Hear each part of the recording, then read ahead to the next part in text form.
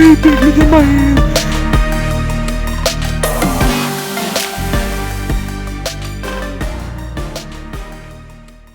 As you can see right there, there's the rock pile in the corner there. That's where we're fishing. It's just a little rock pile. It's not a wing dam or nothing, just a little rock pile. Pretty slow, but some nice bluegills. We're just using a 132 ounce Blue Shadow Outdoor jig on that rock pile, catching some bluegills, a lot of small ones, but some nice ones. And some bass, of course. Enjoy the video of us on the Mississippi. Main channel's out there, but this is the back channel. We're just going around trying to find some bluegills or whatever. Enjoy the video of us on this little rock pile catching some bluegills and a few bass. It's a really nice gill. Right on the other side, on the deeper, going out to the channel there. Right on that log on the other side. Really nice gill right there. First one, too. First cast, first gill. We tried wing dams. They're just completely quiet, so we tried some brush. There's a little rock pile going on over there too. We'll see. Right in rocks, I'm hooked up on something that looked pretty nice. Is it a bass? Yes, it is a bass in the rocks. Good little bass, probably just pushing 14 or right at 14, nothing crazy.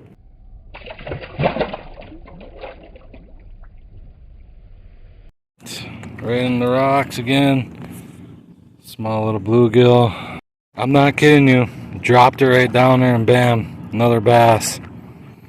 A little largy this time instead of smallmouth. Rock pile here, and I think we got a nice bluegill finally. They're very rare. Just making probably eater size. But one of the better ones right there. Getting some. Hooked up onto something that's got some weight to it. I don't know what we got. It's a big bluegill. Holy cow, that's a nice one. That's a nice one. I thought we had a bass. That's a nice one. Holy cow, we're gonna have to measure that one. That's probably over 9. Wow, that's a bluegill and a half right there. Wow. I thought I had a bass. Bigger than I thought, dude. That is a unit. That could be pushing 10 inches. Holy cow. That is a unit. The tackle box measures, that last mark's probably 9. So it's probably 9.5 inch bluegill right there. Look at that tank. That's a unit, dude. Wow. We put it down, yeah, 9.5. Look at that tank. I had a bass there. I really did. Like, a little bass, but it turned out to be well, you've seen it. Big giant bluegill. That was nice. A while later, got a little guy. Well, whatever this is, when I set the hook, it pulled drag on the set. Another eater bluegill. The eaters are finally showing up. And finally, another nice eater. Right there too. Not as big as a 9.5, but nice one. It is nice, yeah, 8 inches. To this log, and we hooked up into probably another keeper one right here. Oh yeah, another keeper. Nothing crazy. So this is what I'm using. 132 ounce jig heads. Wonder Bread Orange, Blue Shadow Outdoors. Jig heads right here. With the hook covered in redworm. And we're just pitching it out. Well, as far, we don't even pitch it way out there. We just pitch it as right in front of that rock pile. Just pitching it out in there and slowly dragging it back. Once in a while getting snagged, but most of the time either you catch or you don't. We just pitch it out. We don't really throw it out. We just pitch and slowly drag it back, and the bluegills find it. Using here, that's my reel. We got 6 pound Suffix Siege fishing line on, and my rod is a Shimano AX 2550 ultralight 4-pan fish. And we're just fishing this rock pile, pitching it out here, and just dragging it back, looking for them bluegills. Looked up. I don't know if it's a nice one though. Oh, too small. That stump. You see that stump sticking out? I threw it right out in front of that. Nice bluegill, because this rock pile is getting really slow. I threw it out by that stump. Bam, nice one. Produced. Got me another nice keeper. Let's keep going. Right, I ain't gonna lie. I went toward that stump again. It came off. I had something. God darn it. Well, we must have found a bunch of bluegills. Another eater size. I'm pretty sure. Oh yeah, eater size. In between that stump and this log, there seems to be a bunch of bluegills there. Another eater. And now it's like we haven't been getting anything now. It's after 8 o'clock in the morning, and it's just like they left the area. They're just nowhere to be found. I can't find them now. Even by the stump over in the rock, where I'm standing here by the rock pile. It's just like they're done. Middle of the summer for you. That's all they are, I don't know. Greg, what do we have?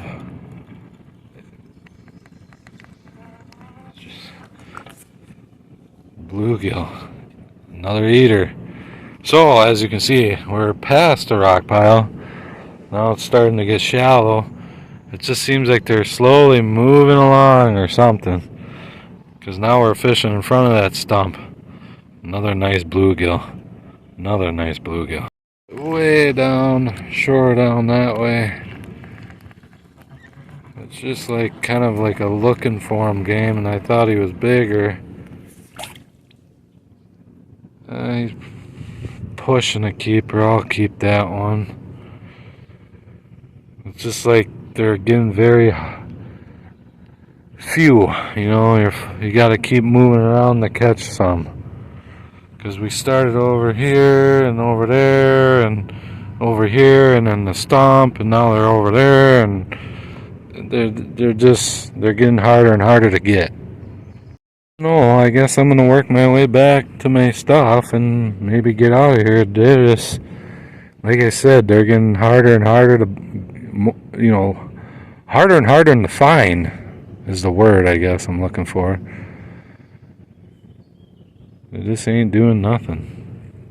Past the branch and that, I'm just continuing going down the shore here, and it's all weeds. I managed to catch this little guy, but it's weeds all along there. You can see them really get thick over there.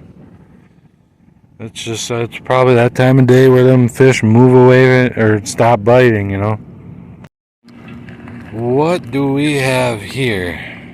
It is a sheephead. Well, that probably tells me our bite's probably done when these guys start showing up. Back on the rock pile, and he's not as big as I thought he was going to be. He's going back. Yeah, it's barely any fish now. It's getting close to 8:30, barely any fish. Yeah, another baby little bluegill. Can't get a nice one. I think that's probably going to sum it up for us out here on the rock pile and stuff. We started with a bunch of wing dam after wing dam, nothing, and then we finally got to this rock pile and caught all kinds of nice bluegills and some bass, and just gotta, when you can't find them, you just gotta look for them. Well, alright, that is it. About after 8:30 now, they shut right off. Maybe a couple small ones there and there, but otherwise just it ain't really anything going on again. So Yeah, we're out. That's it for this video. Hopefully y'all can get out there, catch some bluegills, find them, and hopefully have a good day. See y'all later. Till next time. So we kept up to, I think there's 5 or 9 in there. I mean, them are some nice ones though. Them are some nice ones. Well, I said we're done, but we're checking out one more spot. No bites, no bites, no bites. And then right next to the weeds, barely an eater. Just barely an eater. Another one. So like I said, when they're like almost hard to get. You just start moving around. You gotta look for them. Number 11, I think. We only need 4 more. This little area in the weeds here, and we're just casting out a lot in front of them weeds and catching them. Another one. Hey, this feels somewhat nice. It's in the weeds. Ah, it's in the weeds. Come on, get out of the weeds. Another, I don't know. Oh yeah, that's another nice one. What is that? 12? Just need 3 more. Another one. And it feels good again. Is it gonna be a keeper? Yeah. Probably another 8-incher right there. It's got a gash right there. That's another nice one. 2 more. Oh, we're hooked into another one here. In the weeds. Ah, it's tangled in the weeds. Did we lose it? Yeah. We got quiet there for a while. It's 9 o'clock. Oh, and he got off. I don't think it was that big of one. Now, that's officially it. We're out. We maxed out. Got the last one. And we are out. Like I said, when they really get hard to get, you just gotta keep moving around, finding where the big ones are, and pile them up. Anyway, we're out finally. Alright, see you all later.